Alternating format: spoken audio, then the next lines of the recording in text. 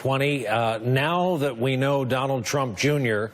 welcomed Russian help in defeating Hillary Clinton, the question is being posed: did the Russians have the upper hand even before Trump walked in and extended his hand to Putin in their first official meeting? We are joined tonight by two veterans in this field: Jeremy Bash, former chief of staff at CIA and Department of Defense, former chief counsel for House Intel, and the former U.S. ambassador to Russia during the Obama administration, veteran diplomat Mike McFaul. Gentlemen, welcome to you both. And Jeremy, I'll put the question to you more directly. Was the president in any way compromised prior to when Americans saw him go in and have what was the first official sit-down with Putin? Long-standing business ties, Brian, I believe, have played a role in giving Russia tremendous leverage over the Trump organization and over Donald Trump. And really, in every utterance during the campaign, the president went out of his way to praise Vladimir Putin, to speak highly of him.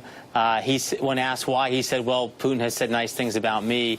But I think it's really more complicated than that. I think these long-standing business ties, some of which we saw now coming into fruition in the email traffic with Donald Trump Jr., with the real estate moguls in Moscow who wanted to provide that dirt on Hillary Clinton. Those are the same people who had the long-standing business ties with Trump.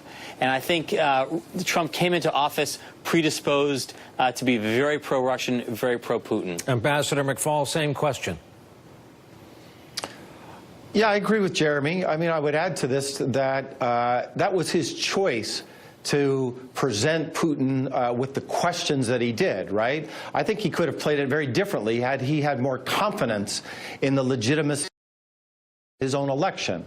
But because in his head, the president thinks that somehow the Russian violation of our sovereignty, the Russian meddling in our election, delegitimates his presidency, he doesn't want to talk about it. So instead of a declaratory sentence with an exclamation point, I know what you did, President Putin, in our elections, and under my presidency, it'll never happen again. He lobbed it up as a question. You know, did you hack our elections?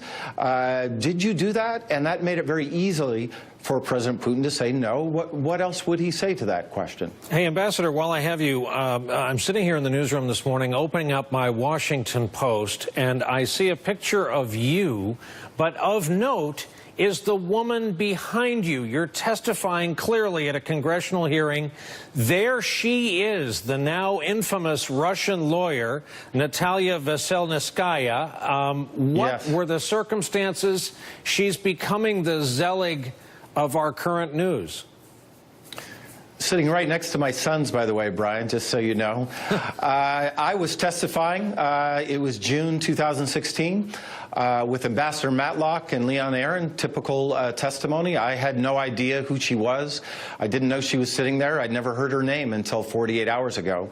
I know now that she was in town to show a film or be part of a team, I don't exactly know, an anti-Magnitsky film, because she has been lobbying for years now to try to lift those sanctions that were put in place in 2012 by the Obama administration to punish human rights offenders, those that helped to kill Sergei Magnitsky, a lawyer who was being held in prison at the time.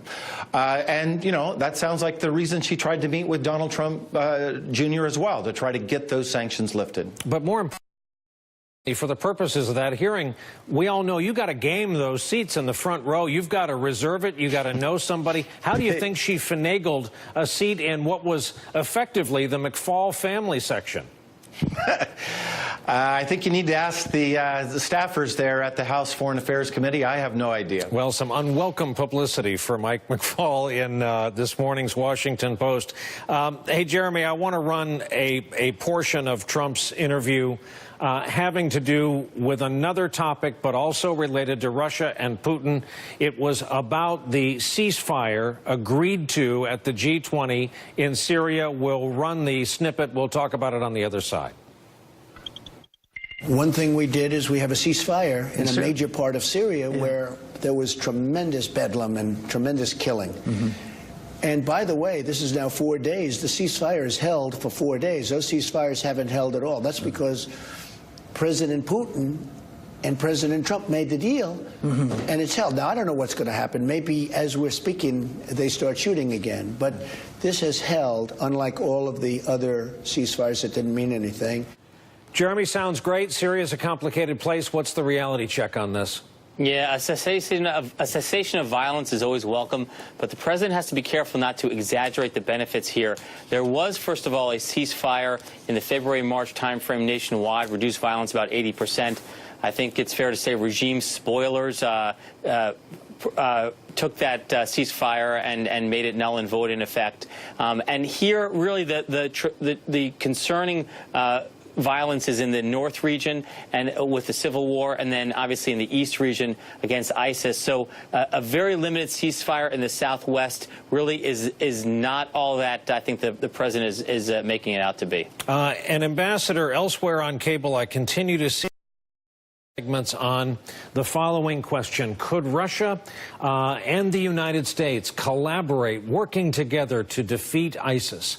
Can you, once and for all, tell our viewers the potential solution there, the problem with such an equation? Well, in general, I actually agree with President Trump when he says we need to have dialogue with the Russians to talk about our national interests. And most certainly it is an interest of the United States to defeat ISIS. But I just remind everybody, we've been fighting ISIS for several years now without the Russians. The Russians are perfectly happy to watch us do that. Number two, fighting terrorism in general, they have a different tactic. Just go and look at the videos of what happened to Aleppo, where they carpet bombed that city. They have a different attitude about civilians than we did. So signing up with them means we sign up to that tactic. And number three, they have a very different definition of terrorists than we do, a much wider definition. And number four, remember, if you're signing up to the Russia team, you're also signing up to their other allies. Mr. Assad, who's killed hundreds of thousands of people, the Iranians, they're their allies, and the terrorist organization Hezbollah. So when you say we're going to do business and we're going to join that team to fight ISIS, remember all the other players that come with it. Our thanks to both gentlemen. Terrific discussion tonight. Jeremy Bash and the man who will hereafter be known as the guy sitting in front of Natalia Veselnitskaya at the hearing. That's my fate. Former Ambassador Mike McFaul, proud product of the state of Montana. Gentlemen, thanks to you both. Thanks,